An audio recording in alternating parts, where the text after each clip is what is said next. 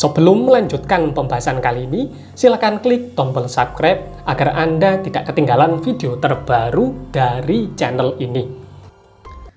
Assalamualaikum warahmatullahi ta'ala wabarakatuh. Salam sejahtera untuk saudaraku semuanya. Salam dari saya, Ki Sabrang Alam. Di kesempatan kali ini saya akan membahas mengenai komentar dari saudara Mas Bayu Aji. Komentarnya berkenaan dengan masalah cara benar menggunakan jimat atau azimat.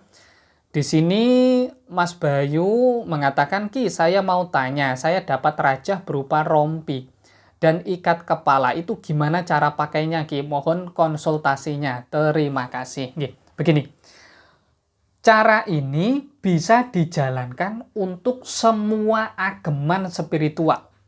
Begini, perlu saya tekankan terlebih dahulu, bahwasanya benda spiritual apapun, apakah mustika, jimat, rompi, kemudian pusoko, dan lainnya, aslinya bisa langsung digunakan. Ingat, bisa langsung digunakan.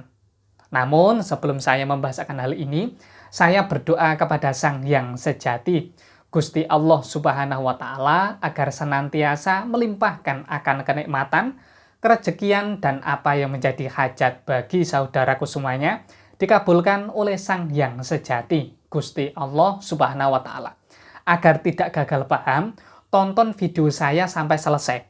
Karena begitu banyak komentar-komentar, ternyata nonton video saya itu hanya di bagian thumbnailnya, tidak menonton sampai selesai, kemudian mengatakan ini. Waduh, makanya tonton video saya sampai selesai agar paham dan bisa mempraktekkan.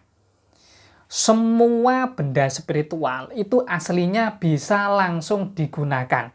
Dengan catatan, orang yang menggunakan itu sudah waskito. Waskito itu apa, Tohi? Waskito itu kemampuan seseorang untuk bisa menerima ataupun merasakan energi spiritual secara maksimal. Itu namanya waskito. Saya berikan gambaran mudah. Saudaraku ini sudah bisa naik sepeda. Kemudian saudaraku ini dipinjami sepeda sama temannya. Apakah saudaraku perlu belajar untuk naik sepeda? Jawabannya tidak perlu. Mengapa? Karena saudaraku sudah bisa menaiki sepeda. Jadi tidak perlu belajar dan latihan. Namun, untuk orang zaman sekarang, mengapa tidak bisa memanfaatkan benda spiritual secara langsung? Jawabannya, karena orangnya belum waskito. Orang Jawa zaman dahulu, mereka itu mempunyai kebiasaan ritual yang berkenaan dengan membuka energi spiritual asmoro. Orang Jawa zaman dahulu, ketika melakukan lelaku mandi, itu ada tata cara doanya dan ada lelakunya. Hal tersebut tujuannya untuk menghilangkan sengkolo, sekaligus membuka wadah energi spiritual yang ada dalam dirinya. Makanya, orang Jawa zaman dahulu, ketika ada agaman spiritual, mereka langsung bisa memanfaatkannya. Jadi, yang pertama dijalankan oleh Mas Bayu Aji, minta sama orang yang memaharkan agamanya untuk diajari laku pembuka wadah energi spiritual. Karena tiap pakar spiritual mempunyai tata cara tersendiri untuk membuka wadah energi spiritual yang ada di dalam dirinya. Kalau yang diajarkan dari saya yaitu lelaku mandi panglebur sengkolo. Untuk menghilangkan semua sengkolo yang ada, semua hal-hal buruk yang ada, sekaligus membuka wadah energinya. Kemudian nanti setelah wadah energi spiritual yang ada dalam dirinya sudah terbuka, nanti agamanya cukup ditaruh di kantong semacam ini.